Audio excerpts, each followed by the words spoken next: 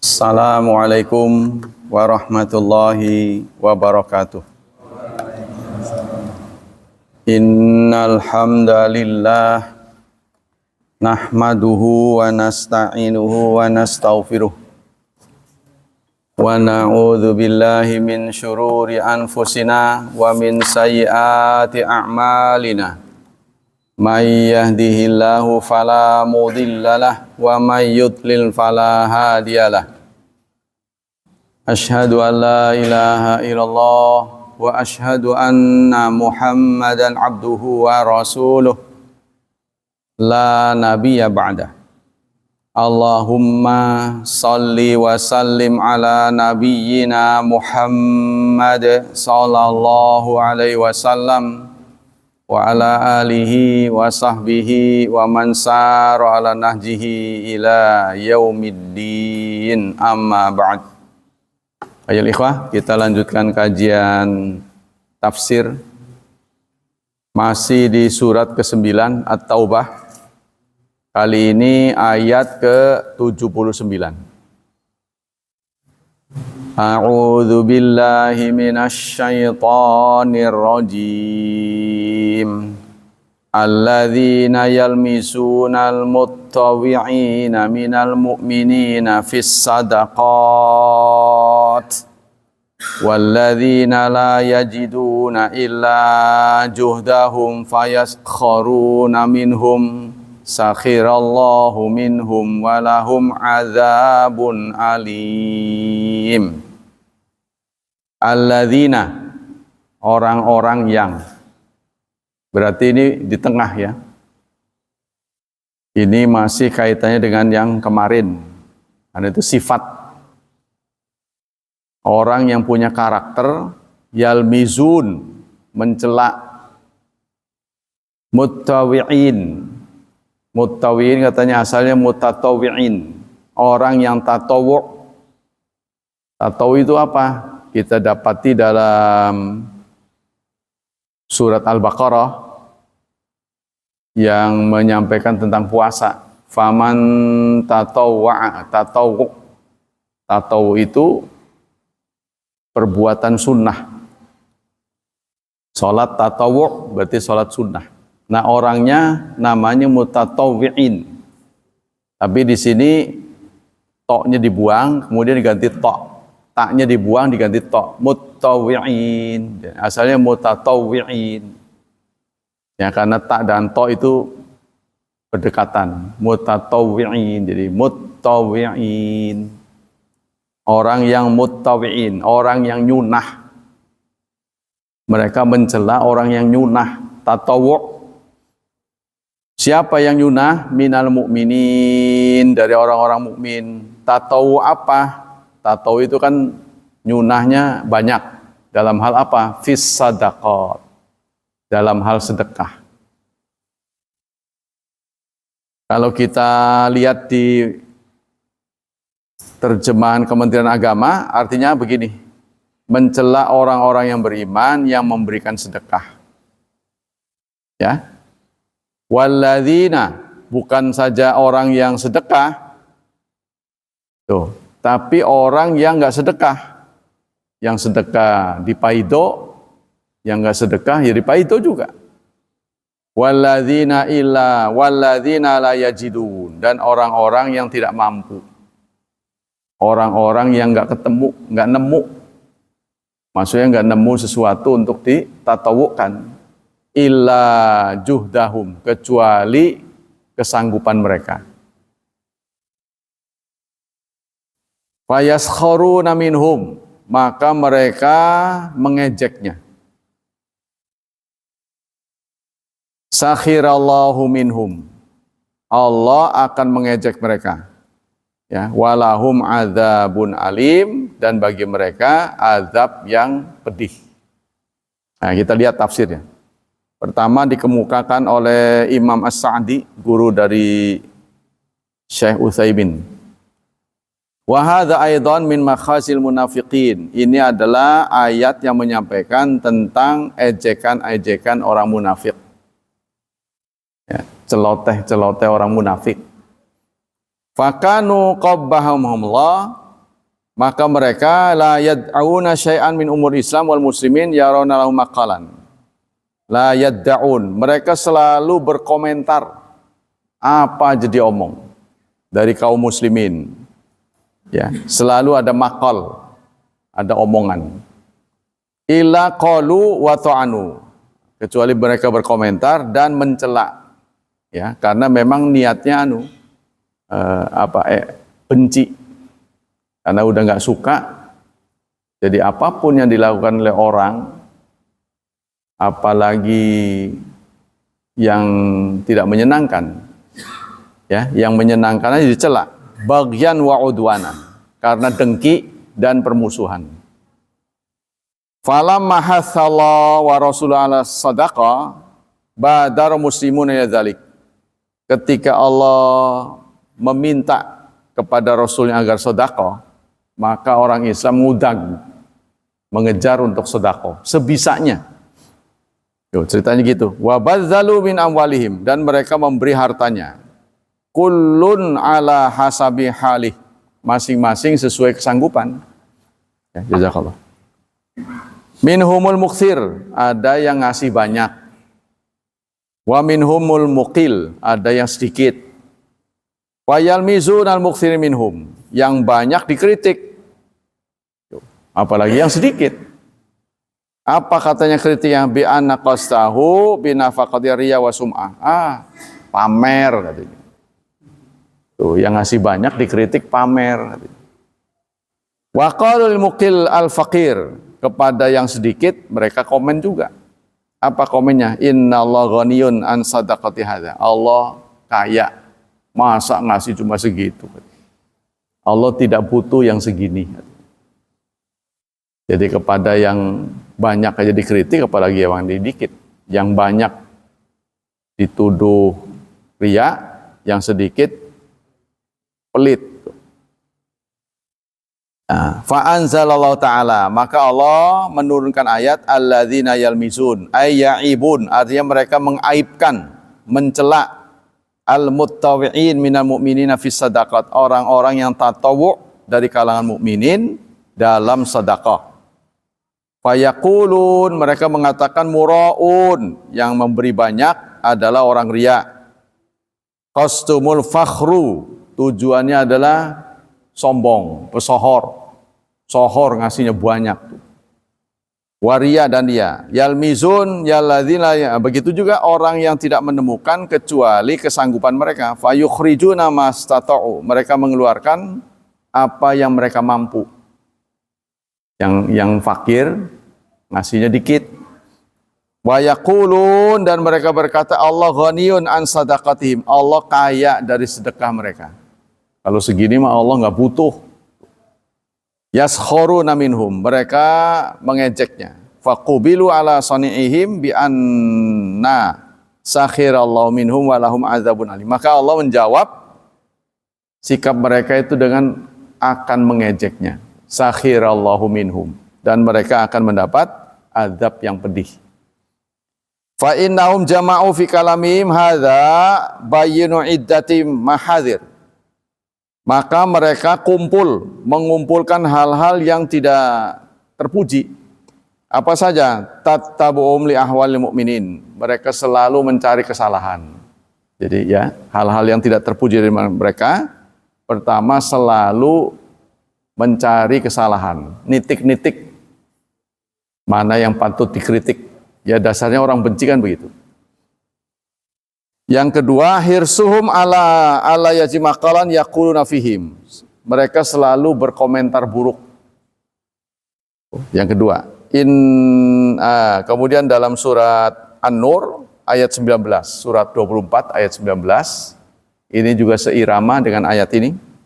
Innalladzina yuhibbuna an tasyi'al fahisyah, orang-orang yang suka supaya fahisyat, keburukan itu viral ya di kalangan orang beriman. Lahum adzabun alim, bagi mereka azab yang pedih. Tuh, satu. Yang kedua, ta'nuhum bil mu'minin. Mereka mencela orang iman li ajli imanihim, karena keimanannya. Jadi sebagai sebuah tindakan bodoh.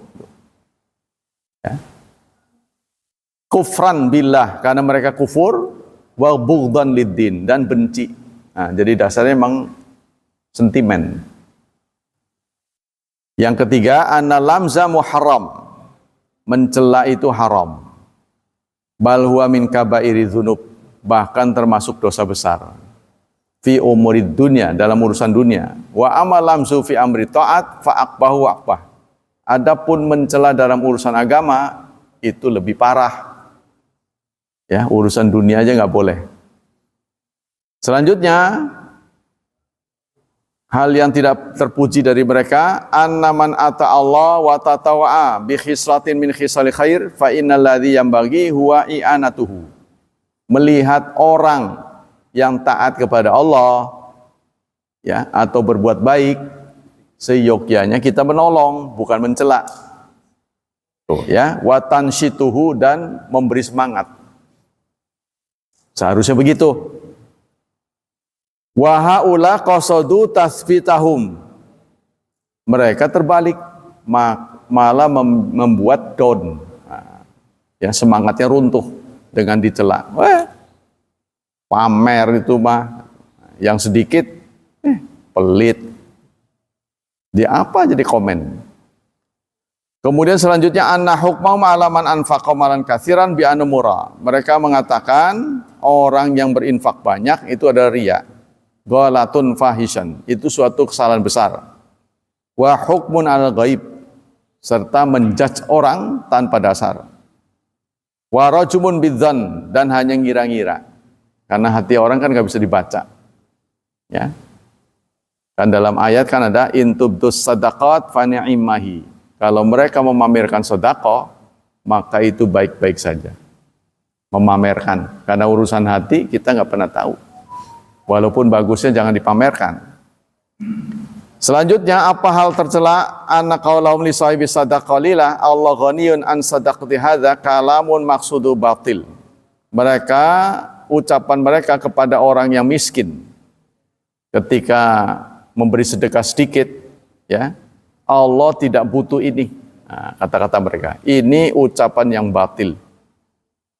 Fa innallaha ghaniyun an sadaqi mutasaddiq bil qalil wal katsir. Yang benar adalah Allah tidak butuh bahkan kepada yang banyak sekalipun. Sejatinya Allah nggak butuh, bukan nggak butuh pada yang sedikit, yang banyak sekalipun Allah nggak butuh. Terus untuk apa Allah mempromosikan sedekah? Supaya pelakunya dapat ganjaran. Kan bukan buat Allah. Tapi Allah sendiri mah nggak butuh sebenarnya. Allah Maha Kaya.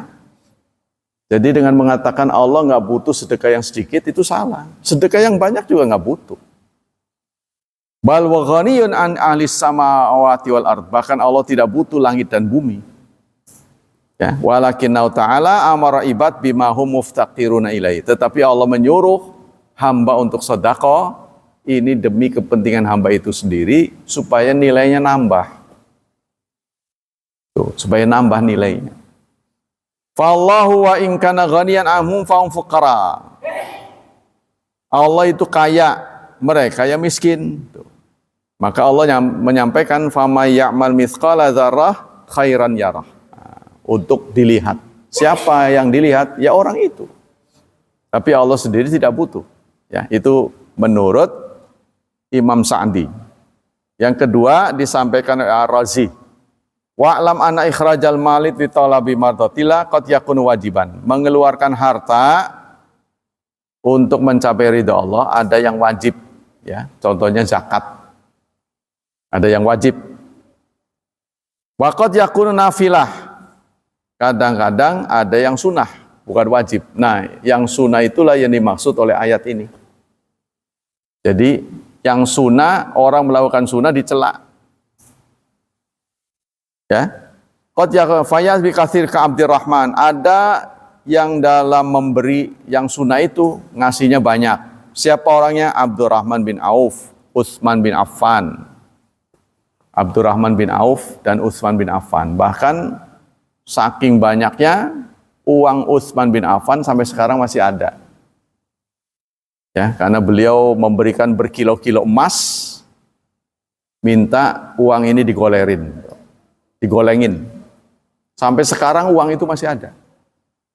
Uangnya Utsman bin Affan dikelola di bank ya, untuk orang yang mau pinjem silahkan, mau untuk pendidikan silahkan.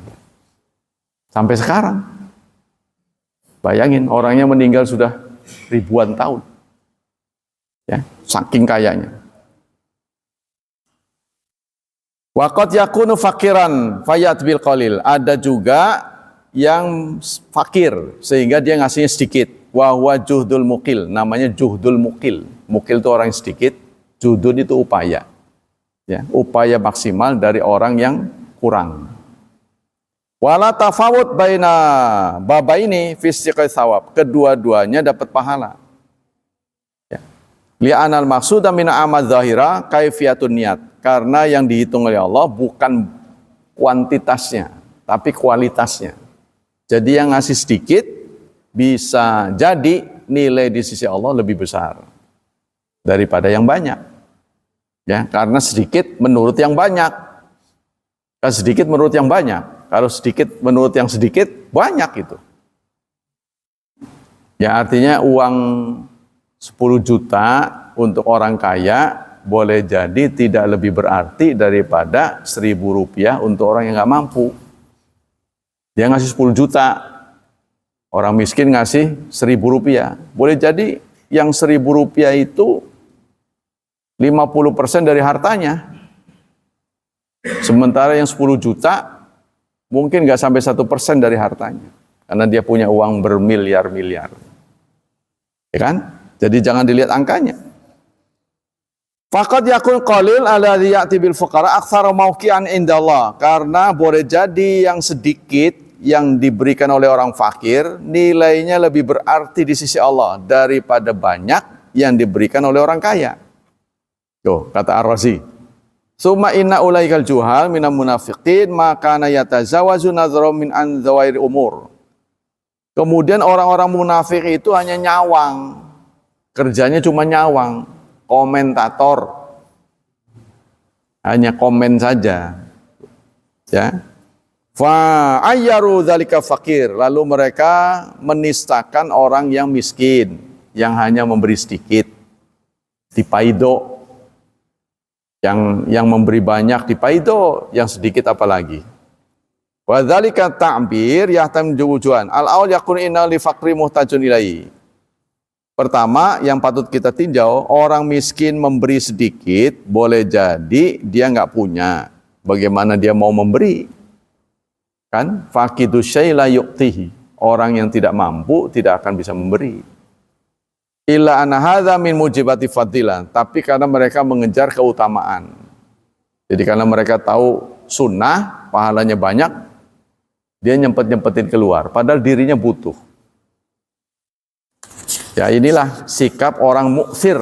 Nah, ini terdapat dalam surat 59 ayat 9. Surat 59 ayat 9. Salah satu watak sahabat. Wa yu'thiruna ala anfusihim. Mereka mendahulukan kepentingan orang lain. Ya, walau kana bihim khasasah. Meskipun mereka butuh. Tuh pernah diceritain tuh. Awal-awal adanya persaudaraan Muhajirin dan Ansar. Ya. Si tuan rumah hanya punya 2 piring untuk dia dan istrinya. 2 piring makanan, 2 porsi. Nah, tamunya ini setelah dipersaudarakan disilahkan makan. Kemudian pura-pura lampunya dimatikan. Lampunya dimatikan, terus dia tetap kayak makan gitu, kelontreng. Sampai tamunya habis, lampu baru nyalain. Si tamu nggak tahu bahwa dia nggak makan. Tamunya nggak tahu, tuan rumahnya nggak makan. Diberikan pada tamunya. Keesokan harinya Rasulullah menyampaikan, Allah memuji orang yang mengutamakan tamunya. Padahal Rasulullah nggak tahu. Itulah mukjizat ya. Jadi ada orang yang berperilaku mengutamakan saudaranya, Allah memujinya. Terpujilah orang yang mengutamakan kepentingan orang lain walaupun dia butuh. Yang kedua, ayaqulu as'atharu li hadzal qalil. Mereka mengatakan, apa pengaruhnya dengan sedekah yang sedikit? Hadza jahlun. Ini adalah kebodohan. Kata Ar-Razi. Li'anna hadzal rajul lama lam yaqtir ila alaihi fa idza jaa bihi faqad badzala kullama yaqtiru alaihi. Saat itu dia nggak mampu, karena itu memberi sedikit. Dan nanti kalau mampu bisa jadi semua. Ya, karena soal sedekah lebih banyak dilakukan orang miskin daripada orang kaya yang tertarik untuk sedekah. Boleh jadi yang disedekahkan oleh orang miskin itu a'dhamu mauqi'an indallah min amali ghairi. Nilainya lebih berarti di sisi Allah daripada yang kaya. Orang kaya mah kadang-kadang ada kepentingan supaya namanya tenar, ya, diposting, ngasih, pas ngasihnya itu foto. Orang miskin mah nggak ada yang mau moto dia, karena itu ikhlas. Tuh bisa terjadi begitu. Illa anna qata'ata ala qalbihi amma kana fi yadi fid dunya. Karena orang miskin bersedekah itu hanya tertarik dengan pahala. Tuh, dia memberi sedekah itu karena tertarik pahala, bukan karena tertarik pujian. Nggak ada kepentingan dunia. Tuh. Waqtafa bitawakkul ala maula wa thalithuha, yang ketiga ayaqulu inna hadzal faqir inna waja'a bi hadzal qalil liyadhumma nafsahu ila akabir minan nas fi hadzal mansab wa hadza ayatun jahlun. Mereka juga mengatakan orang fakir itu ikut sibuk sedekah supaya bisa bergabung dengan orang tenar. Tuh. Mereka itu ikut-ikutan, ikut-ikutan udah nggak mampu juga. Supaya ikut kepoto gitu kan, singkatnya kalau sekarang ikut disebut-sebut namanya, gitu tuduhan mereka. Padahal itu tidak ada sama sekali dalam hati orang yang miskin. Nggak ada tuduhan-tuduhan mereka. Li'anna sa'ala insan fi ayaduma nafsu ila ahli khair wad din. Karena mereka hanya bertujuan ya menolong orang. Seperti sekarang lah, kalau kita melihat ada negara yang diobok-obok, kita merasa prihatin. Orang menuduh, dasar kamu berpihak pada Syiah, yang enggak juga itu, siapa aja itu. Contohnya presiden suatu negara dicomot begitu saja, ya kita juga prihatin, walaupun dia tidak seiman kan. Apalagi dia menyebut-nyebut Allah, Tuhannya Allah, Nabinya Muhammad, Qurannya, kitab sucinya Quran. Tuduhan kita katanya Qurannya beda, itu ditolak oleh mereka. Enggak, sama. Kalau hadis mah iya. Dia pakai ahlul bait. Ya tetaplah itu jauh lebih baik daripada orang kafir. Tetap waktu dulu saja ahlul kitab ketika menang yafrahul mu'minun. Gulibatul surat Ar-Rum. Orang Nasrani menang, orang Islam senang. Tuh, karena ada keterikatan batin. Ya, mungkin suatu saat kita bisa bersatu lagi. Ya siapa tahu kalau ada gerakan kesadaran kan. Walaupun kita menuduh, nggak mungkin, bla bla bla dan sebagainya. Gampang nuduh. Dasar Yahudi itu bang katanya. Pimpinan Yahudi, dari mana Anda tahu itu Yahudi? Dia nggak ngerti silsilah udah nuduh. Dan yang nuduh ini kadang-kadang ahli agama lagi. Harusnya jangan ikut-ikutan. Tuh ya. Jadi kita nggak boleh begitu. Nah, berbuat sedikit dalam kebaikan karena tidak mampu itu lebih baik ya. Fi ayyadum nafsu ila ahli kasal daripada tidak. Nah, tuh ya. Jadi apa itu namanya?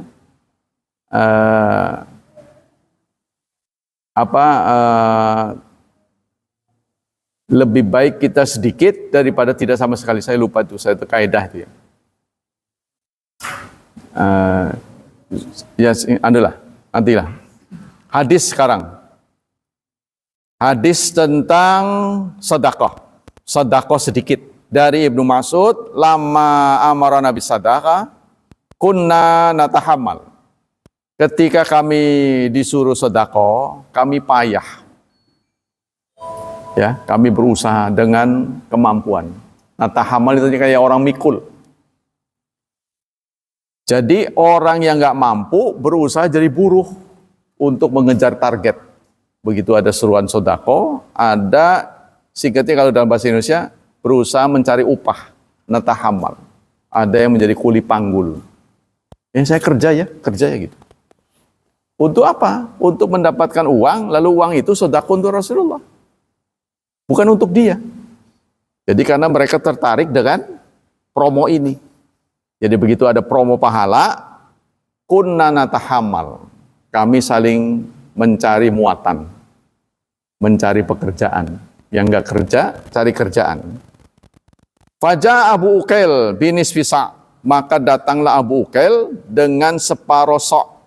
Separuh itu separuh sok berarti setengah fitrah, setengah zakatul fitri, 1 kilo. Dia datang dengan 1 kilo. Wajah insanun bi aktsara minhu, ada yang banyak. Faqal munafiqun, orang munafik komen, innallaha ghaniyun an sadaqah. Ngasih cuma segitu. Allah mah enggak butuh. Dia sendiri enggak ngasih, orang munafik, komen aja. Wa ma fa'ala hadhil akhirah illa riya. Kemudian kepada yang kaya dia mengatakan riya itu. Tuh, kepada yang memberi banyak dikatain riya, kepada yang memberi sedikit, ngasih cuma sedikit. Apa itu? Ya, jadi, ya. Sebab sahabat itu katanya sikapnya la yatalamu syai'an minal Qur'an illa lil amal bih. Mereka tidak mengkaji Quran kecuali niat mengamalkannya.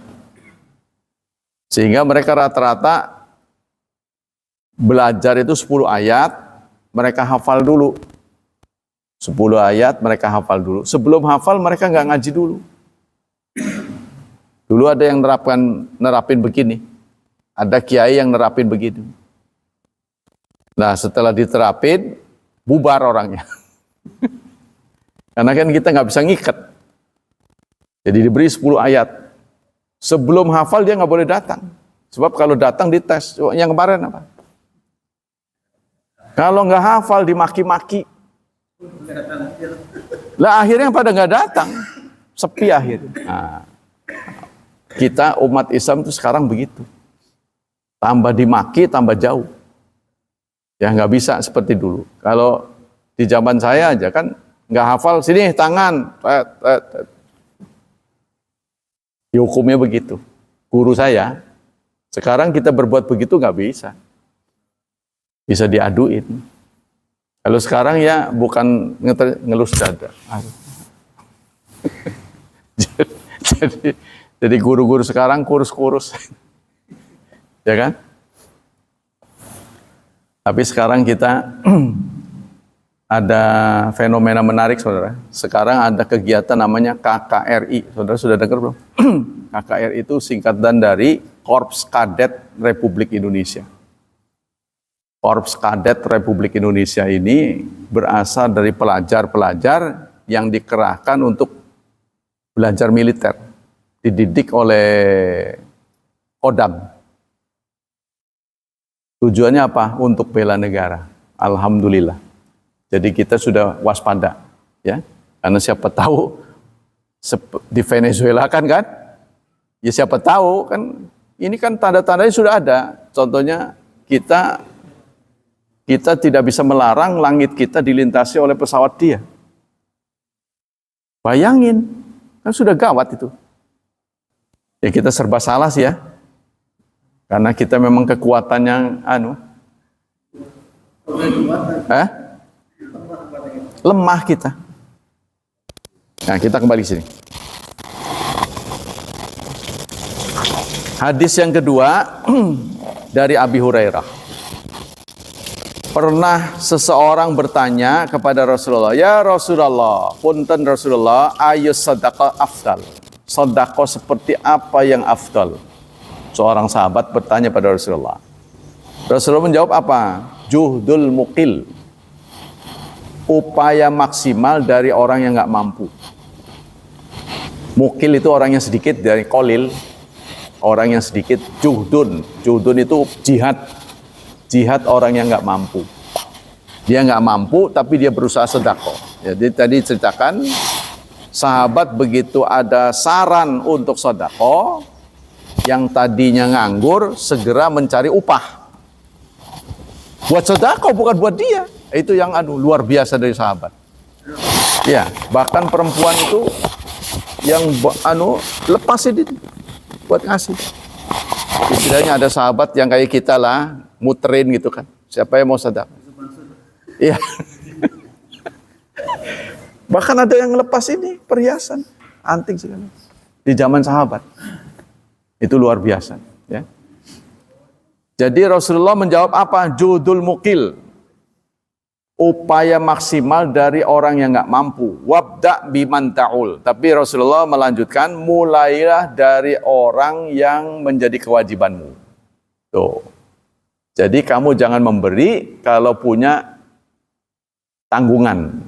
Anak istri yang nggak makan kamu kasih. Jangan ini. Kalau sini dipenuhi, sana juga ngasih ya, berbagi ya. Jangan sampai ngasih ke sono, ini pada nggak makan.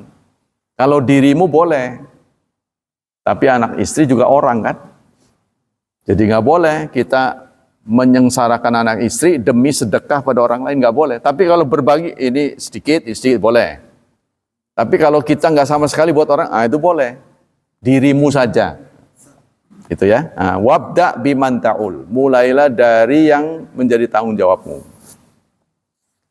Qala Ibnul Qayyim, dalam hadis yang lain Rasulullah mengatakan, sabaqa dirhamun mi'alta alfi dirham. Ada 1 dirham yang ngebalap 100.000 dirham. 1 dirham ngebalap 100.000 dirham. Ya, kenapa? Yang 1 dirham itu rajulun lahu dirhamani. Seseorang mempunyai 2 dirham. Ya. Terus fatasaddaqa bihi. 1 dirham dia berikan. Dia sisakan 1 buat dia. Jadi berarti dia sedekah 50%. Ya kan? Terus ada lagi rajulun lahu maun katsir. Seseorang punya harta yang banyak. Jadi ketika dia memberikan 100.000 dirham, nggak kalong-kalong acan gitu. Iya. Presentasinya dikit. Or arda mi'ata alfin fatasaddaqi. Lalu dia ambil sedikit dari hartanya. Yang sedikit itu 100.000 dirham. Yang sedikit itu. Kalau ini punya cuma 2 dirham, dia serahkan 1 dirham, berarti 50%. Nah, yang 100 dirham ini bagi orang tertentu nggak ada apa-apanya. Ya mungkin hanya buat beli buat selilit lah. Gitu. Ngilangin itu. Ya, karena orang kaya itu kan nggak ada apa-apanya segitu. Tuh, sehingga kata Imam At-Tibi, innama yajuzul infaq idza qadara ala sabri wa lam yakun lahu iyalun tad'in. Sesungguhnya seseorang boleh berbuat begitu, memberi apabila dia tidak punya iyal, tidak punya keluarga yang disia-siakan. Jadi ayat ini tidak menginspirasi kita untuk bangkrut. Ya, membangkrutkan diri, diberikan semuanya untuk infak. Lalu keluarganya keteteran. Jangan begitu. Nah, kata Imam At-Tibi. Yang bisa begininya asal tidak ada keluarga yang tersia-siakan. Nah, dia boleh berbagi. Qala hafidz fil hadis al-hasu ala sadaqah bima qala wa majalla. Hadis ini memberikan inspirasi agar kita sedekah.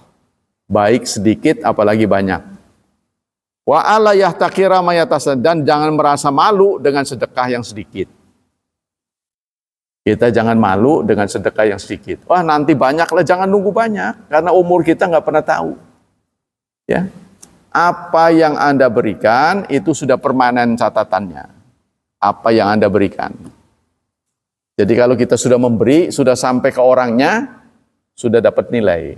Tapi kalau baru niat, baru sebagian. Niatnya udah bagus, ya kan?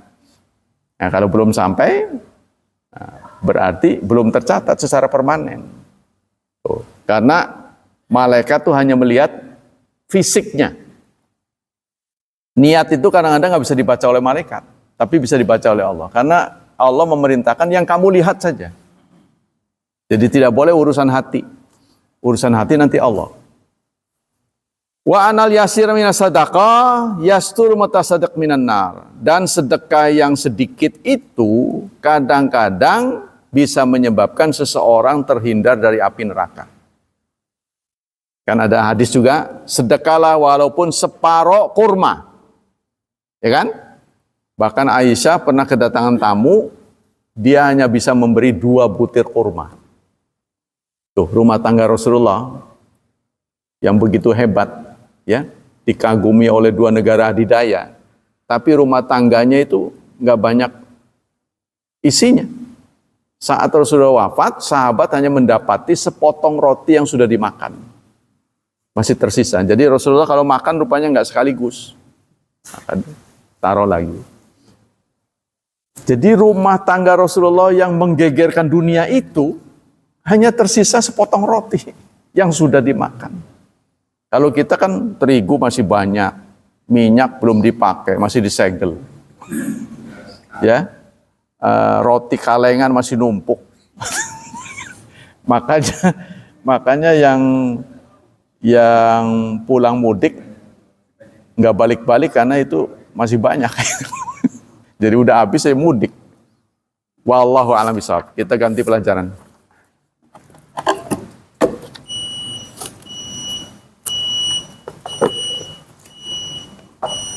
Bismillahirrahmanirrahim.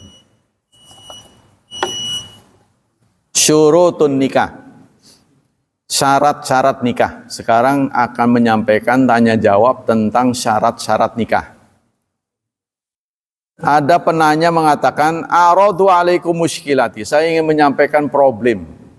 Saya punya problem ya dengan istriku. Faqad tazawwaj ba'da wafatil walid bisit sanatain. Saya sudah menikah 2 tahun setelah kematian ayah. Ini kata si penanya. Ya, penanyanya laki-laki. Saya punya problem dengan istri. Saya sudah menikah setelah kematian ayah 2 tahun. Wa tarakal walid amanatan fi unuki. Sebelum meninggal, ayah menitipkan amanat kepadaku. Apa amanatnya? Yaitu istrinya. Istrinya ayah kan ibu dia, yaitu ibu, kemudian 2 saudara perempuan, serta pembantu. Nah, kedua saudara perempuan ini masih kusar, artinya masih butuh biaya. Jadi dititipin oleh bapaknya sebelum meninggal kepada orang ini. Wa anal a'il wahid ba'dallah. Saya adalah tulang punggung rumah tangga. Saya pencari nafkah setelah ayat tiada. Walam taqaddam li khutbati zauji bi syartin ala astaqila baiti mustaqillaha li dzurufin. Tapi waktu saya menikah, sang istri sebelum menjadi istri dia memberi syarat, meminta syarat padaku nanti kalau nikah pengen misah. Enggak mau di situ. Yo, ya. Wa wafaqa ala ahlu zaujati ala syarti. Nah, begitu juga semua udah sepakat, ya udah diiyain aja. Wa tamazawaj. Nah, kemudian terjadilah pernikahan. Singkat cerita ya. Wa badati sita asyhur min azawaj badatu zaujati takhluqu masyakil. Setelah 6 bulan menikah, mulailah istriku menggugat. Karena saya nggak kunjung pindah. Ya karena tadi ketitipan bapak, bapak titip ibu tolong dijaga, kemudian saudara perempuan berserta pembantu tolong, itu kan tulang punggungnya si anak itu. Li ajri baiti mustaqin laha wa hal ta'lamu jayyidan anni la astati'u li dzurufi wa li dakhali mahdud. Padahal istriku tahu persis saya belum mampu karena gaji yang terbatas. Dan saya juga tidak tega meninggalkan ibu dan adik-adik yang masih kecil. Tuh kata dia ya. Haitsu inani amal biratib qadra, karena gajiku 1.000 rial saja sebulan. 1.000 rial itu sekitar berapa? 4 jutaan. Sekarang kan rial 4.900 saya dengar katanya. 4.900, berarti 4 juta, ya 5 juta lah. Gajiku cuma 5 juta sebulan, ya jelas lah nggak cukup. Karena dia harus menafkahi berapa orang tuh, berapa kepala? Dia dan istrinya 2, ibu 2, adik laki, perempuan, ya sudah 5, pembantu 6, ya nggak cukup. Gaji cuma 5 juta sebulan. Sehingga yang saya tanyakan adalah bagaimana dengan perjanjian itu? Apakah harus saya tepati? Nah, ini yang ditanyakan oleh Syian.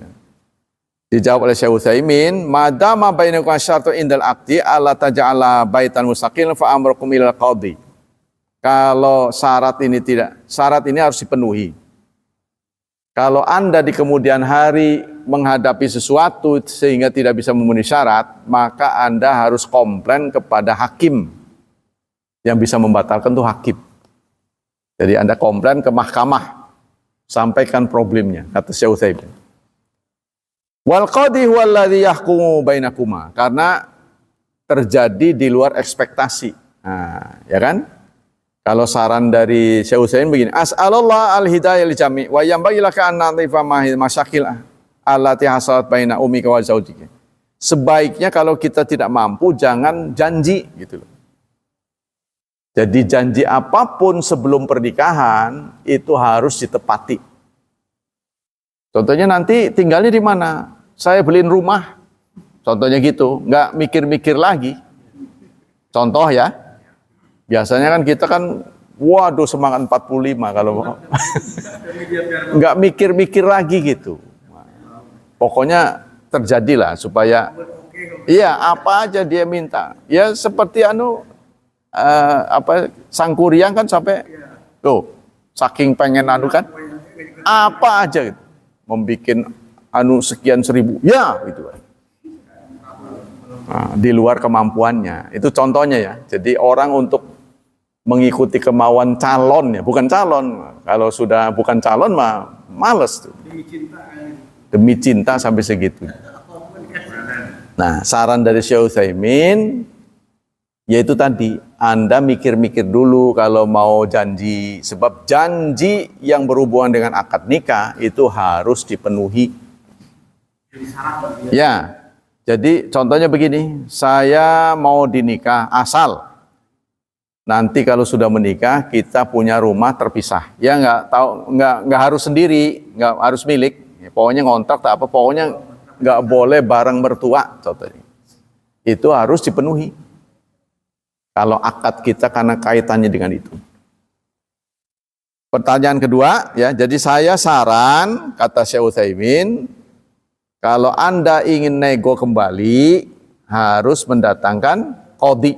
Nah, saya sampaikan ke mahkamah. Ya, karena kita dihadapkan pada kejadian luar biasa.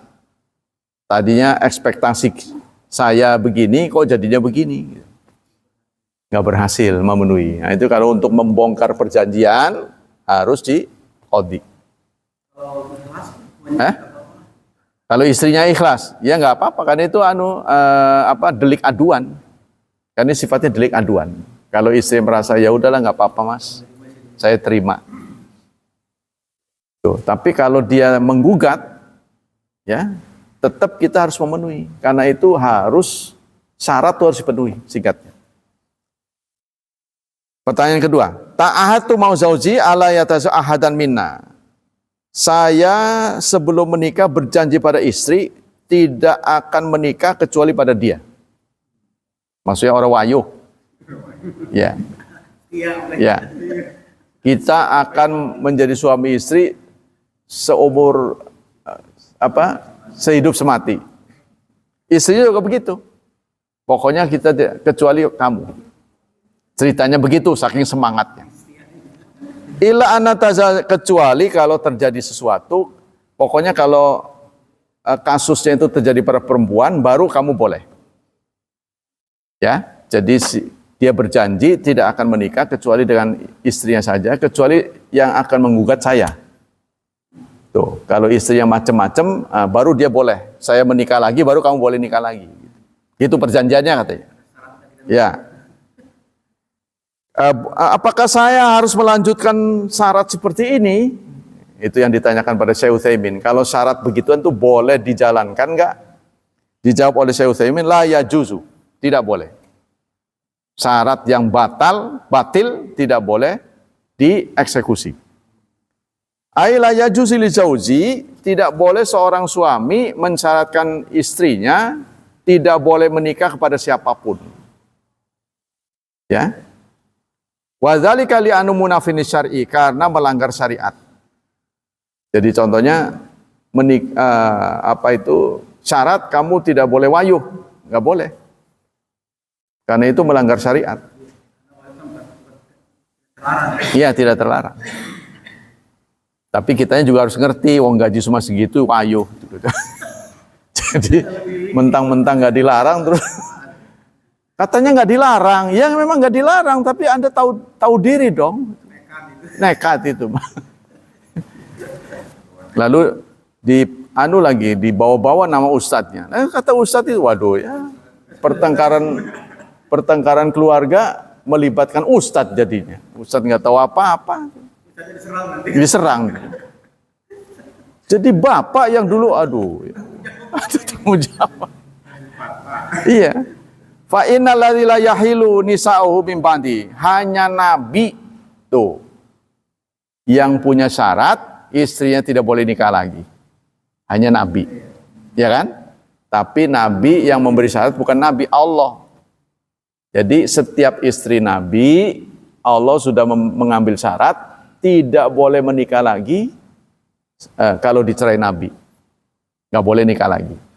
Tuh, karena ada ayatnya, hanya nabi yang diberi syarat begitu. Jadi selain nabi tidak boleh ikut. Tapi sekarang juga kita jumpai janda kiai itu jarang ada yang mau nikah lagi. Kayaknya nyunah ya. Saya jarang melihat janda kiai itu menikah lagi. Nggak ada yang berani. Apa karena levelnya high level lagi Pak? Ya, nggak ada yang berani. Wa kadzalika binisbati zauji idza ishtarata ali ayataza ahadan ba'daha. Begitu juga untuk suami, kalau istrinya meminta syarat, ya, tidak boleh menikah lagi walaupun beliau wafat, ini tidak boleh dituruti. Ya, saya tidak rela kamu punya istri lagi selain saya. Itu tidak boleh dituruti. Oh ya. Fa innahu syartun batil, karena ini syarat yang batil.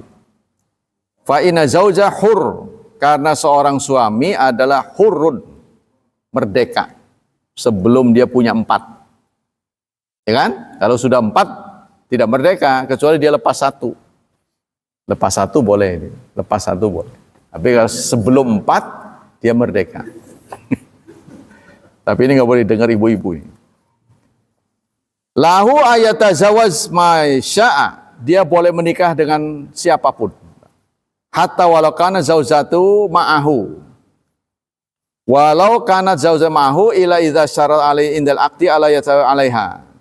Meskipun istrinya melarang, ya. Fa inna hadza syar sahih. Nah, tapi kalau itu syarat dibuat oleh suami sebelum menikah, saya berjanji ya, tidak akan poligami. Nah, kalau dia ngomong sendiri, kalau istrinya ngomong kita nggak harus turut, tapi kalau dia berjanji itu harus ditepati. Tuh, karena pokoknya syarat apapun yang dibuat sebelum akad nikah itu harus diikuti. Walaupun itu mubah, tuh. Katanya gitu. Fa inna hadza syar sahih ala qauli raji. Illa idza syarata alaihi indal aqdi, tuh. Kecuali saat akad dicantumkan. Saya berjanji menikahi beliau, menggauli dengan baik, dan saya berjanji tidak akan menikah, tidak akan poligami, contohnya. Ya, contohnya. Nah, itu harus dipenuhi kalau dia ngomong. Ya, tapi kalau dalam Islam istrinya memberi syarat tidak berlaku, tidak boleh. Tapi kalau dia ngomong sendiri itu harus. Ya. Waqad syarata alaiha hadza aqsa ala tajawaz. Karena dia mengatakan tidak akan menikah kecuali pada kamu. Fa innal khiyar baina fasxi nikah wal baqa ma'ahu. Tapi kalau dia nikah juga gimana? Kalau dia nikah juga setelah ini, ya istrinya boleh milih tetap menjadi istrinya, ya. Karena kan haknya dilanggar kan, atau dia fasakh. Jadi mengajukan kepada pengadilan bahwa suami saya ini dulu berjanji tidak akan poligami, sekarang dia poligami. Nah, maka hakim akan memutuskan benar kamu batal. Oh, kalau di Indonesia itu ya sudah diikat oleh undang-undang, siapapun yang menikah lagi tanpa izin dari istri maka bisa dipenjara. Nah, kemarin saya sudah sampaikan, setidaknya 5 tahun dan nikahnya bisa dibatalkan. Pernikahan bisa dibatalkan. Tapi untuk orang yang tertentu, saya beri kunci ya. Setelah dibatalkan, dia datang lagi kan sudah rujuk, ya kan? Tapi tanpa tertulis. Contohnya dia harus dibatalkan nikahnya. Nah, diam-diam dia datang lagi, saya rujuk kamu, kan nggak perlu lewat pengadilan, kan sudah jadi istri lagi. Ya cuma itu kalau berani, jadi bisa dihukum. Sudah dipastikan kalau orang menggugat begini pasti terjadi perceraian, ya kan? Kan pasti dengan yang menggugat itu cerai. Nah, bagaimana kita udah nggak punya istri, dia balik lagi aja ke situ dengan rujuk aja udah. Itu jadi kalau kita sekarang di Indonesia ini susah untuk laki-laki susah berpoligami secara tercatat karena kita punya KTP-nya sudah tunggal. Ya, kita sudah ada apa namanya? Biometrik ya. Ya, sudah dicatat. Jadi kemanapun Anda pergi itu sudah bisa dideteksi. Begitu kita keluar negeri, pemerintah sudah tahu, oh lagi keluar negeri, karena dia diikuti terus. Pokoknya yang berkaitan dengan elektronik aja, Anda ATM, dia tahu. Makanya sekarang kan pajak ini disesuaikan dengan nomor KTP, menyatu sekarang, ya. Jadi kita nggak bisa menghindar. Ya, itu ada bagusnya sih. Demikianlah hadirin hafizani hafizakumullah kajian pagi ini. Semoga Allah Subhanahu wa taala memberikan pahala yang berganda buat kita. Semoga Allah tetap menjaga dan melindungi kita dari wabah dan fitnah, dari syubhat dan syahwat. Dan semoga Allah memudahkan hidup anak-anak kita, memberkahi mereka serta mentakdirkan mereka menjadi hamba-Nya yang salih dan salihat. Subhanakallah wa bihamdika asyhadu an la ilaha illa anta astaghfiruka wa atubu ilaik. Wassalamualaikum warahmatullahi wabarakatuh.